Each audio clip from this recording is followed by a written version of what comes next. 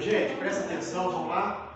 Olha, o que a gente vai fazer agora é uma leitura e comentário.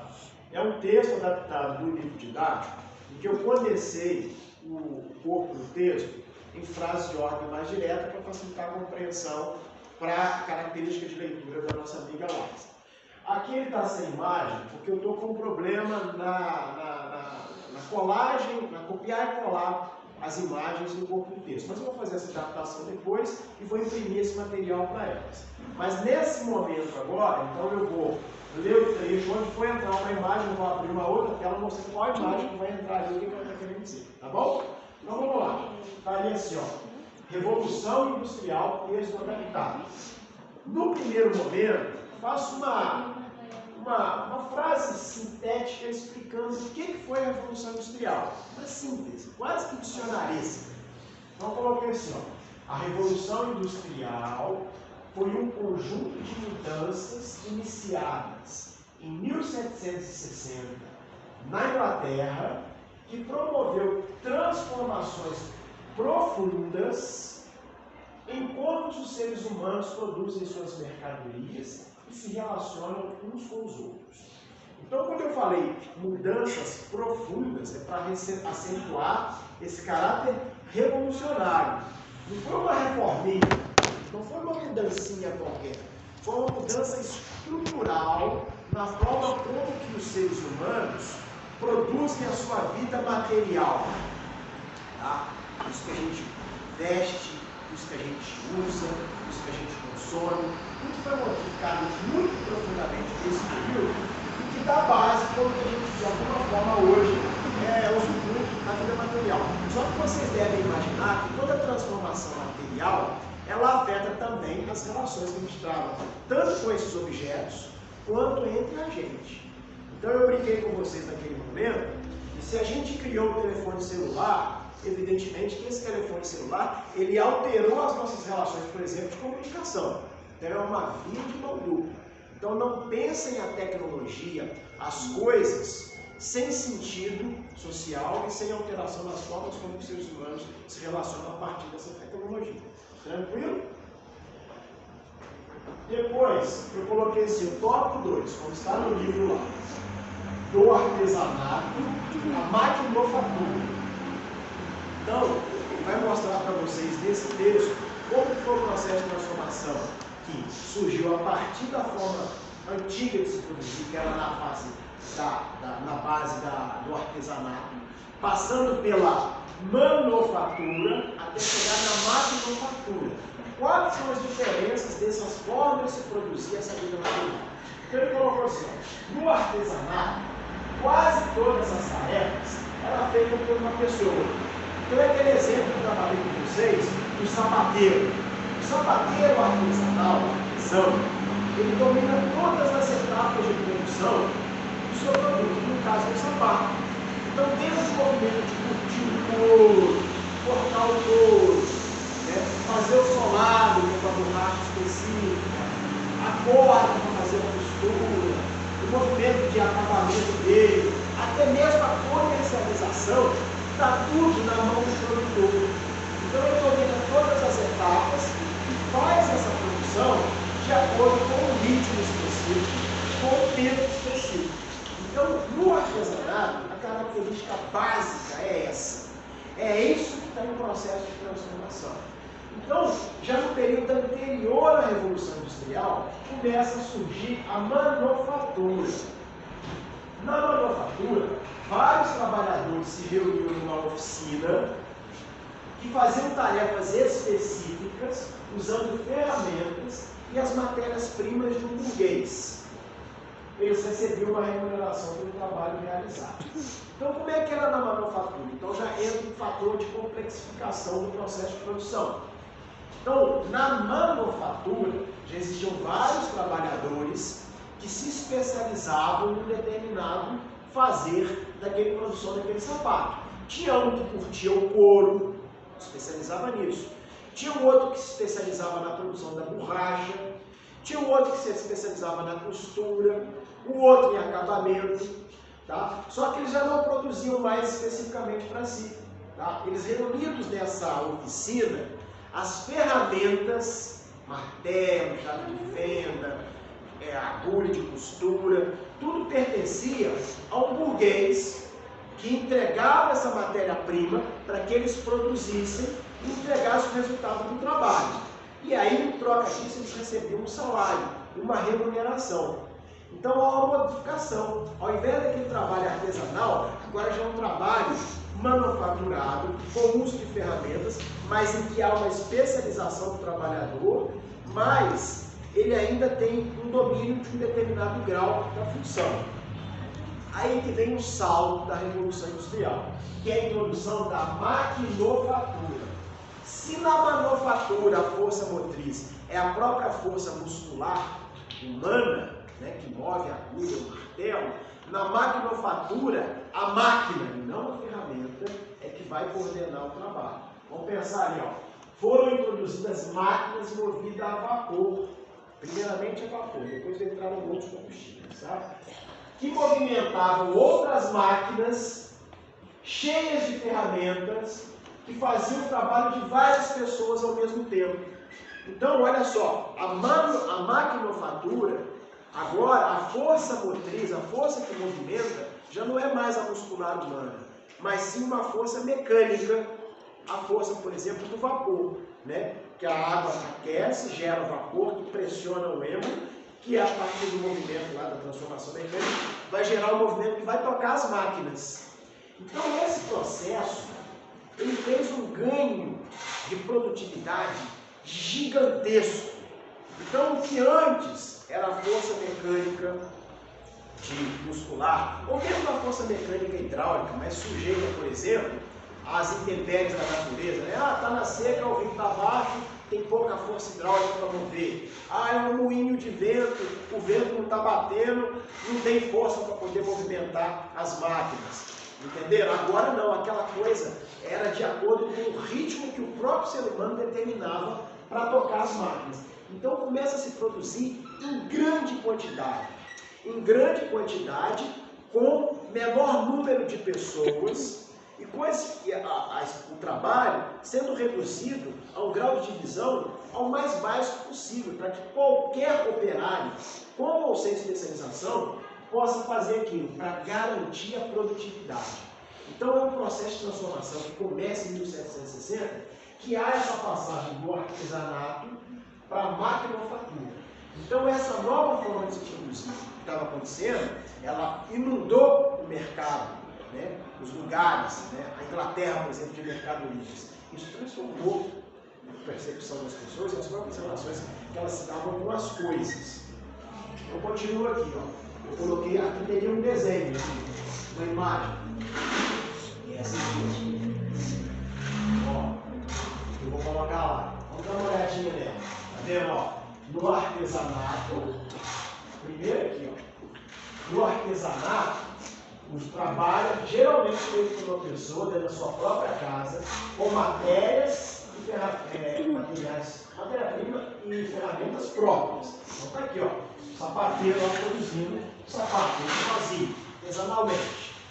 Na manufatura, o trabalho vai para uma oficina, feito por várias pessoas, com ferramentas e matérias-primas que talvez, muito provavelmente, já não pertencem a ele. É um burguês que contrata o serviço dele por jornadas, por salários. Tá?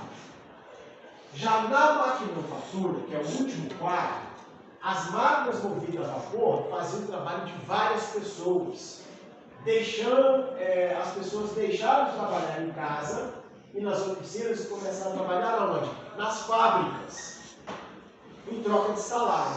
E por que elas trabalham nas fábricas? Por que a necessidade das fábricas? Porque essas máquinas movidas a vapor, a estrutura delas era muito grande. O capital investido para desenvolver uma máquina daquela, para fazer ela funcionar, não era qualquer mixaria, digamos assim, de fazer ela funcionar. Era muito recurso. Então, somente os grandes capitalistas tinham capital, muito capital acumulado, que tinham condições de reunir num grande galpão essas máquinas e trazer esses trabalhadores para produzir ali, sob a sua supervisão, no tempo que ele dominava, no tempo que ele coordenava. Por isso a ideia do relógio, do tempo mecânico, ele é fundamental na ideia da Revolução Industrial. Se antes o trabalhador artesanal seguia mais próximo ao tempo da natureza, dia dá para produzir, noite não dá para produzir, eu paro, né? O tempo da colheita tem couro, eu consigo produzir, não tem couro, eu não produzo. Então o tempo seguia mais essas escalas próximas da natureza. Agora não, o tempo é artificializado. Fazendo dia ou noite, ou não, porque começa também a iluminação elétrica, o que vai determinar o tempo da produção? Agora é o relógio. Talvez vocês vão se lembrar do filme Charlie Chaplin, o tempo inteiro a noção do relógio aparecendo. Ele começa o filme com o relógio. O tempo inteiro, até vai no banheiro, o que o Charlie Chaplin, o Carlitos, né? O que ele tinha que fazer? Batia cartão. Ele ficou até paranoico com isso.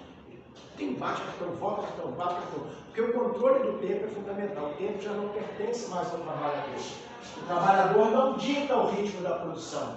O que dita o ritmo da produção é o quê? A máquina.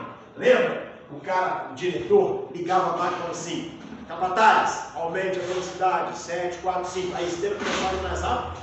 E ó, o Charlie Chaplin tinha que se virar e seguir o tempo da máquina. Senão ele se lascava e embolava todo mundo. Tranquilo? Então é uma mudança substancial na relação com o tempo que a gente tem. Tranquilo? É o tempo acelerado. Tempo da máquina, tempo mecânico. Depois daqui assim, essas transformações trouxeram muitos benefícios, mas também muitos problemas.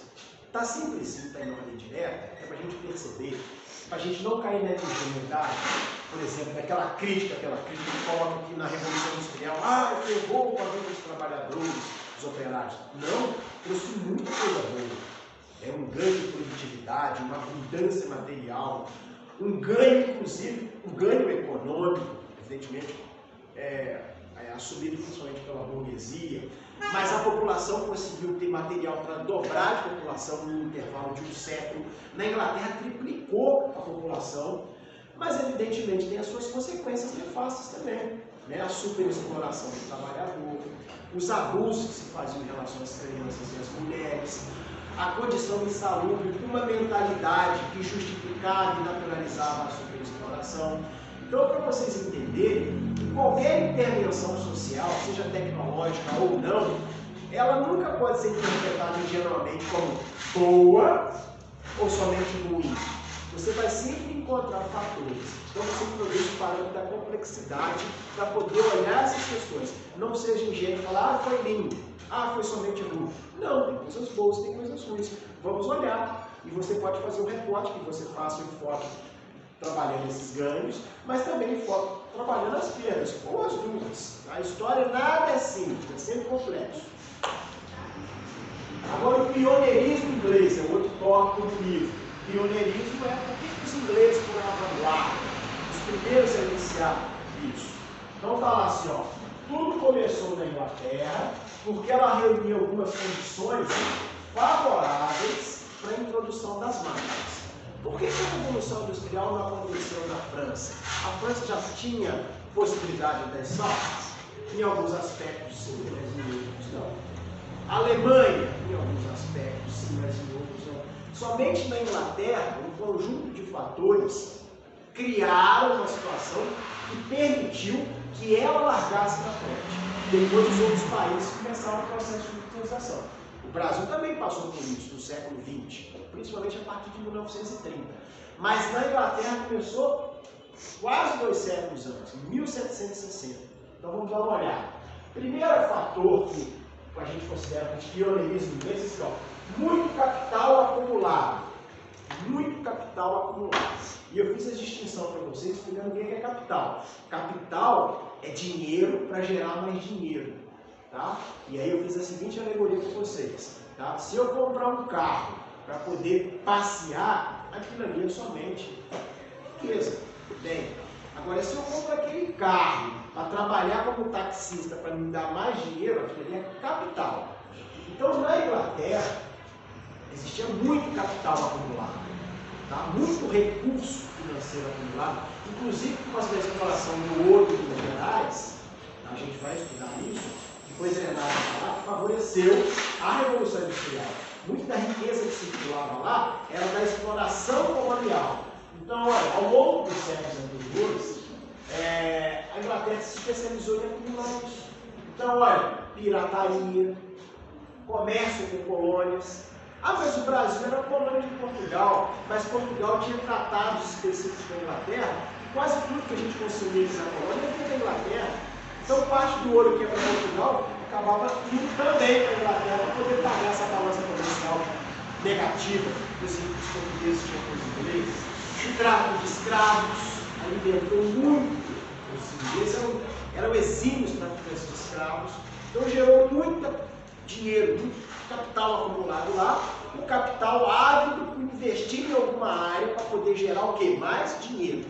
Tá? Dinheiro ávido a ser investido para gerar mais dinheiro. Um outro fator, muita mão de obra barata.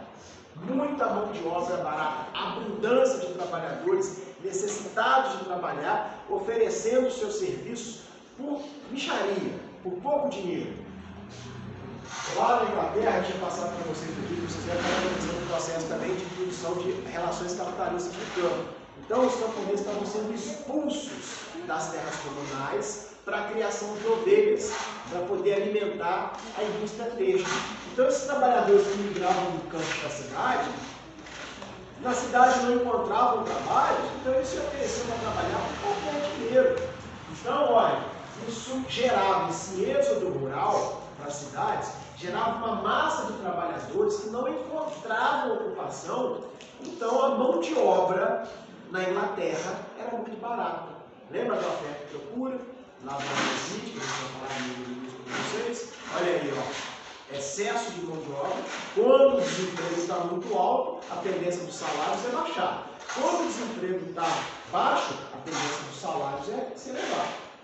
Olha a outra ali, ó. Muito ferro e carvão. Combustíveis, no caso do carvão, e matéria-prima para a indústria. Vamos pensar junto aqui, ó, as primeiras máquinas. Os caras criaram lá a máquina de fiar, né, a spinning jenny. Era tudo feito de madeira, gente, as ferramentas. Então, como agora elas começaram a ser tocadas por energia a vapor, a madeira quebrava.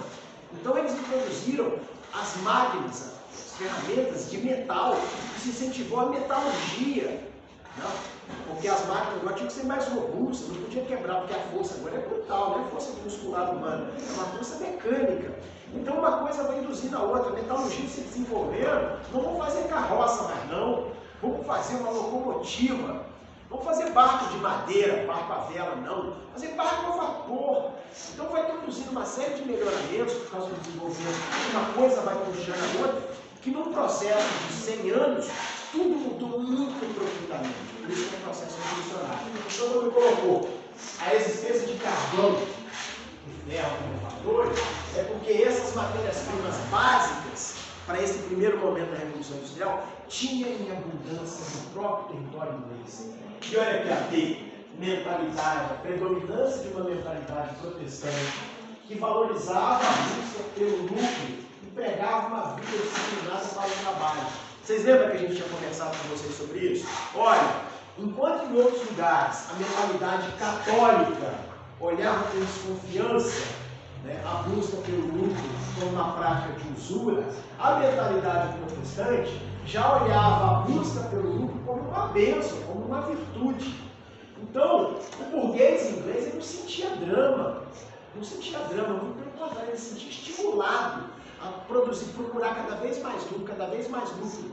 Então essa mentalidade ajudava que o ambiente inglês fosse mais favorável. Pensa no ambiente português, extremamente católico. A coisa era um pouco mais difícil, porque o dinheiro que existia circulando lá, ele era investido em valores mobiliários, aristocráticos, construir igrejas, palácios. O burguês inglês, não vou construir palácio, eu vou construir uma fábrica. Eu vou investir para gerar mais dinheiro, entendeu? Então é uma outra ética, uma outra moral, uma outra mentalidade. Isso ajudou pra caramba, tá? Aí vem aqui, ó.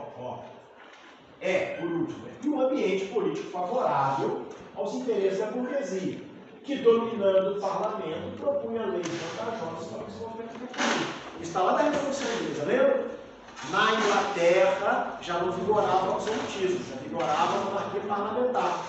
em que os deputados ocupavam o parlamento para fazer leis na Inglaterra. E a maior parte dos deputados eram o quê? Começa a muito burgueses.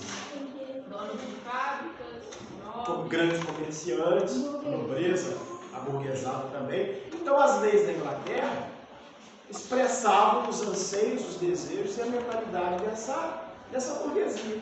Entenderam? Então na Inglaterra a burguesia já participava muito bem. Já participava da condução da Inglaterra. Olha só. Pronto. Agora só falta, o barril de pólvora está preparado, só falta cerveja.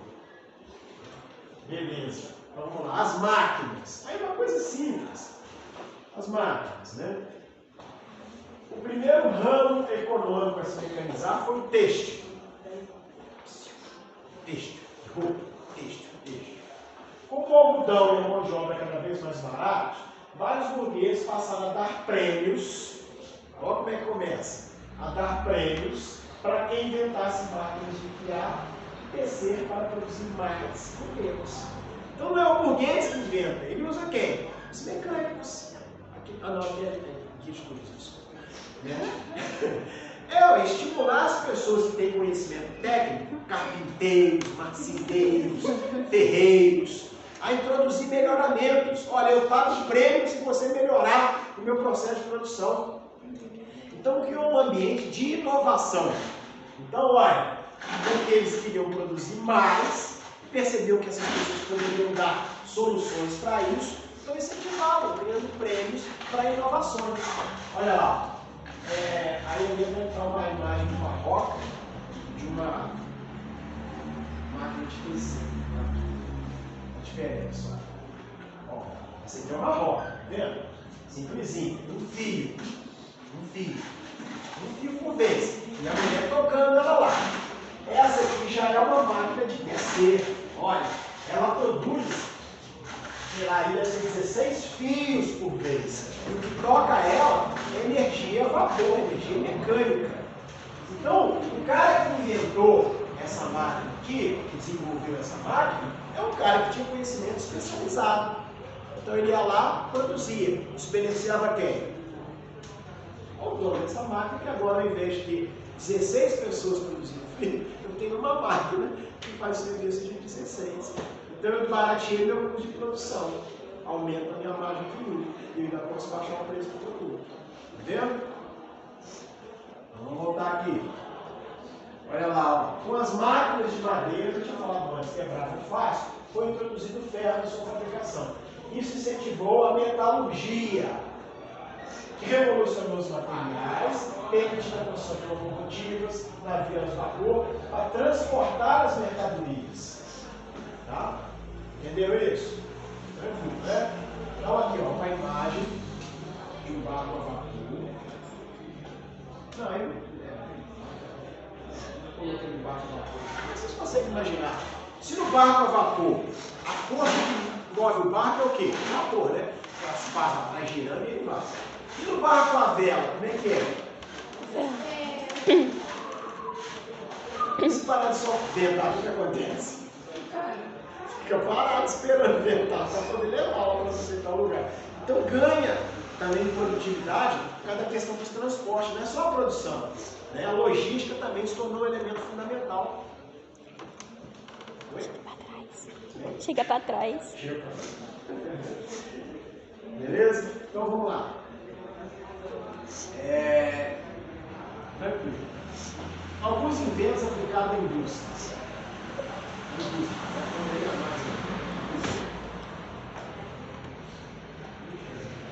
Em 1764, o carpinteiro James Hargreaves criou o spinning jenny, que produzia 8 fios ao mesmo tempo e fazia um trabalho de dezenas de pessoas. Tá? Uma máquina de fiar. Olha, o que antes fazia 1, agora faz 8. Então, produtividade. Depois tem as imagens, não vou mostrar agora. Em 765, James Watt propôs melhorias numa máquina a vapor que ele mesmo tinha inventado, para que sua força gerada substituísse a energia muscular. A energia do vento e a energia da água. Tá vendo? Aproveitar aquilo ali. Em 769, Richard Arkwright cria a máquina de criar, que por ser movida a água tinha que ser instalada em um lugar especial e espaçoso. Foi início das grandes fábricas. Em 1785, ele Karl White criou um tear para mecanizar a tecelagem. Em 1807 foi criado o barco a vapor para navegar mais rápido e levar mais carga do que os barcos a vela. Em 1814 surge a locomotiva a vapor, que viajava mais rápido e levava mais carga do que as antigas carroças e carruagens. Agora, as consequências e as mudanças. Com a Revolução Industrial, o capitalismo se consolidou como o principal sistema de produção. Então, o capitalismo surgiu com a Revolução Industrial? Sim ou não? Não. O capitalismo já existia antes, desde o século XI para XII. No século XVIII, ele se consolida como um principal meio de produção, humano. Existiam outros? Sim, só que eles ficaram secundarizados. Predominou-se o capitalismo a partir de então. Olha, o que é capitalismo? É um sistema socioeconômico onde a produção é voltada para o mercado e busca do lucro. Lembra que eu tinha feito um desenho para vocês? Na produção feudal, a produção é voltada para o quê? Consumo. Para a autossubsistência. Por isso, no feudo, ele produzia tudo quanto fosse possível. Ele só fazia recurso ao comércio aquilo que ele não conseguia produzir ali ou que ele não conseguiria estocar ali, ele vendia. Mas o grosso da produção era para subsistência, para manutenção do próprio feudo. Na produção capitalista muda. A fazenda passa a produzir o quê? Soja. Vende a soja, a produção está orientada para o mercado, com o lucro obtido dessa venda, aí ele compra as outras coisas. Então é uma sociedade de mercado. Então passou a prevalecer essa sociedade de mercado. Então que a gente está sempre buscando o quê? A inserção de algo, não para satisfazer uma necessidade imediata, mas para obter um lucro, com esse lucro aí uma satisfação. Então há uma mudança de lógica na produção aí. Tranquilo? Duas camadas sociais se tornaram evidentes nas sociedades. Duas, que já existiam antes, mas ganharam proeminência. A burguesia. O que é a burguesia? Dona das máquinas, dona das matérias-primas para a produção. É o burguês. É o dono da fábrica, ele ficava lá em cima, lá, só mandando aumentar a velocidade da produção. É o dono dos meios de produção. O que é meio de produção? As máquinas para se fazer as coisas. 2 segundos.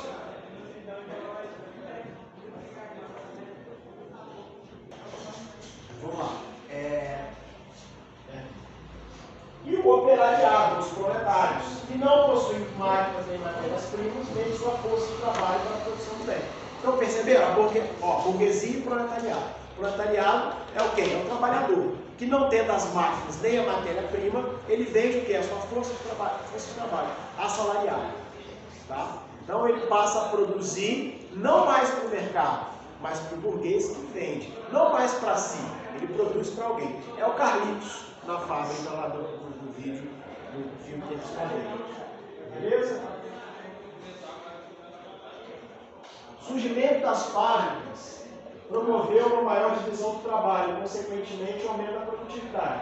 Porém, o trabalhador perdeu o conhecimento do processo de produção como um todo. Ora, o surgimento das fábricas, com a intensa divisão de produção, deu um ganho de produtividade. O que se faz? Faz muito mais em menos tempo. Beleza? Isso é uma coisa boa. Porém, o trabalhador perdeu a percepção do processo produtivo como um todo. Então, se antes era o sapateiro que fazia tudo, agora não. Ele coloca só o cadastro. Você sabe fazer sapato? Não, ele só coloca o cadastro. Alguém sabe me dizer o que a fábrica do Charlie Chaplin produzia? Eu entrei no negócio de peça. Ninguém sabe. Você sabe que ele apertava um parafuso. O que ele é? Ele é muito parafuso. Não sei, eu trabalhei na Mercedes. Antônio, você sabe fazer carro? Não. Eu sei desamassar carro e estava muito. Eu não vou fazer. Um amigo meu colocava roda, o outro colocava motor. Cada um fazia uma coisa. Você decompõe em inúmeras tarefas cada vez mais simples, para facilitar, para especializar, e ela fica bem simples mesmo, para ganhar rapidez, né? E se produzir mais tempo. Então, olha que loucura, na Mercedes, era... Sabe quantos carros a gente fazia por dia na Mercedes? Quem chuta aí? Vamos ver. 500. Ih, bobinho! Mais. 150 carros por dia. 1000 funcionários, 150 carros por dia. 1000 funcionários, 150 carros por dia. Então vamos lá. Multiplica isso aí por... Vamos botar aqui, 250 dias. Faz uma conta aí para mim. Era 75 mil carros por ano. Então cada funcionário fazia 75 carros por ano. Agora você imagina eu, sozinho, pegar para fazer um carro, vai demorar um ano inteiro para fazer um. Isso se eu tivesse conhecimento. Entendeu? Olha o ganho de produtividade. 75 mil carros por ano, que era a nossa produção. 150 por dia. Entenderam? Diferença? Não, 75 era a meta. A gente estava fazendo 35 mil carros por ano. Mesmo assim, era muito. Entendeu? Então, olha. Outra consequência. O aumento da produção permitiu que a população mundial dobrasse em 100 anos. Nunca isso tinha acontecido demograficamente até então. Então, a riqueza material permitiu o quê? Uma abundância, uma melhor, inclusive, expectativa de vida. Mais pessoas nasceram, pessoas vivendo mais, tudo isso. E na Inglaterra, a população triplicou no mesmo período. Olha, os transportes foram aprimorados, o fluxo de mercadoria passou e pessoas aumentou muito. Vocês, por exemplo, são vinculados à área de turismo, né, que trabalha essencialmente com o fluxo de pessoas, né, em relações culturais. Isso, de alguma forma, você pode rastrear ou fazer um recorte específico, trabalhando como que a Revolução Industrial favoreceu, por exemplo, o advento do turismo. E nesse momento, começam, inclusive, as viagens, se aprofundam as viagens de curiosidade, as viagens de conquista, por causa desse fator em que os meios de transporte se aperfeiçoaram, permitindo uma maior mobilidade das pessoas, que antes era mais restrita. Olha lá, ó. A circulação de pessoas, a velocidade dos transportes, o ritmo da fábrica, alterou profundamente nossa relação com o tempo. Hoje a gente vive o tempo da velocidade. Tem gente que fica doido comigo quando eu falo assim, ó, você vai ter que ler um livro didático de 15 páginas. Ai, professor, mas 15 páginas, porque tudo é para ontem. Se antes o normal das pessoas terem tempo para sentar e ler, porque era uma outra relação com o tempo mais de calma, agora não, tudo é muito acelerado. Às vezes até dentro do mesmo tempo. Você vai em São João da Serra, a coisa é um pouco mais devagar, a gente está um pouco mais sossegado. Aqui em São João é tudo muito veloz. Você imagina em São Paulo. A pressão pelo tempo é muito grande. Então isso alterou muito a nossa relação com o tempo. Se antes era o tempo da natureza que acontecia, dia e noite, os ciclos das estações, o tempo da colheita, o tempo de plantar isso, o tempo de plantar aquilo, né? Obedecendo ao tempo da natureza, aos ciclos da natureza, agora não, o tempo artificial, o tempo mecânico. Olha, o tempo do relógio passou a comandar as nossas vidas. Essa é uma das consequências. Tem muito mais. Então isso aqui é um resumo, tá? Passando do texto, que vocês vão acessar agora para ler por inteiro. Por inteiro. Tem que ler isso na história, tem que ler. Não somente por isso, mas eu coloquei como objetivo central do nosso trabalho aqui, é favorecer que vocês adquiram habilidades para poder estudar no texto e adquirir uma rotina de estudo. Então agora nós vamos para o texto, para que no final a gente vá discutir alguns elementos do filme em termos modernos, a partir de algumas representações industriais. Tranquilo? Então, horas simples. Quantas horas agora, por favor? 8h50. E que hora que acaba? 10 horas. Então, vou fazer o seguinte: vocês vão somente ler, vou deixar, porque senão a gente vai começar a discussão e não vai conseguir. Então, falta 1 hora. 1 hora agora é de leitura do texto. Tranquilo? Tranquilo? Quem terminar, mas não é leitura de qualquer livro, é estudar o texto. Né? Acabei na hora que eu cheguei na última página. Acabei quando eu falo, agora eu estou compreendendo isso. E eu vou transferir a atividade da discussão para a aula de segunda-feira, que eu já vou propor. Pode parar aqui. Que eu já vou